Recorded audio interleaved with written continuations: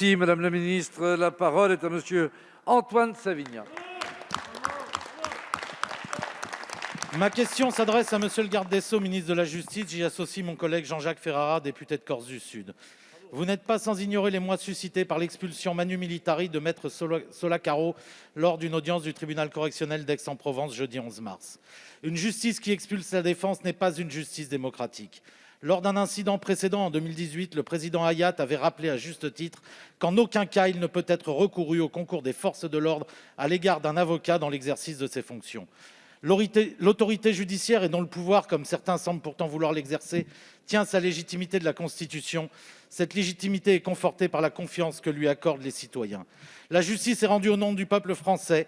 Le magistrat se doit de prêter attention à ceux qu'il juge comme à ceux qui l'entourent, sans jamais attenter à la dignité de quiconque, en préservant l'image de l'institution judiciaire et en respectant le devoir de réserve.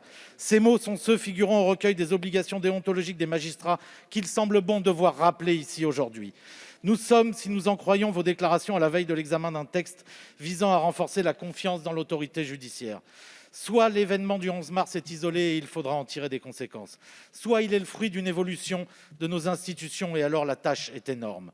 Je n'ai pas l'expertise pour juger de la situation, mais si j'en crois les experts praticiens de la matière et connaisseurs de nos prétoires, les craintes sont grandes. L'un des meilleurs d'entre eux ne disait-il pas : l'avocat est rarement le bienvenu dans le débat judiciaire. Trop peu nombreux sont les magistrats qui considèrent qu'une défense vigoureuse est nécessaire à l'élaboration d'une décision juste. Pour la plupart des juges et des procureurs, nous sommes des trublions, des voyous diplômés en droit, des menteurs professionnels. Ce point de vue, je le partage. La confiance, nous la voulons tous et nous la devons aux Français. Elle passe par le respect de toutes et tous, mais aussi et surtout par celui des droits d'être entendus et de se défendre. Alors, monsieur le ministre, que comptez-vous faire pour que plus jamais de tels faits ne se reproduisent ? Merci Monsieur le député. La parole est à Monsieur Gabriel Attal, secrétaire d'État, porte-parole du gouvernement.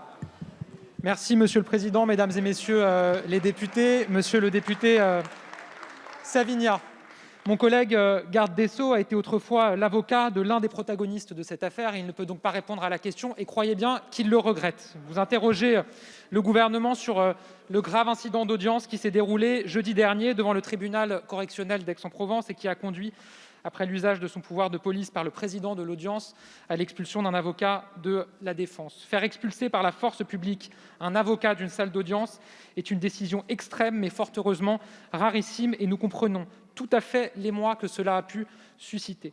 Si nous ne pouvons pas nous prononcer sur les décisions juridictionnelles rendues par le tribunal, on ne peut que regretter profondément l'existence de tensions qui tranchent avec la sérénité dont la justice a besoin, comme avec la nécessaire collaboration des magistrats et des avocats à l'œuvre de justice.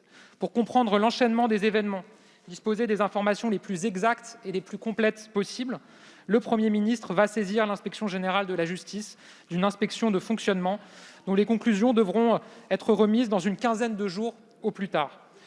Nous souhaitons donc que le calme et la sérénité reviennent et que les magistrats et les avocats continuent à travailler au quotidien dans la compréhension et le respect des compétences et des missions de chacun. Et vous avez souligné que c'est aussi l'objet du projet de loi qui est porté par mon collègue Éric Dupond-Moretti. Je vous remercie.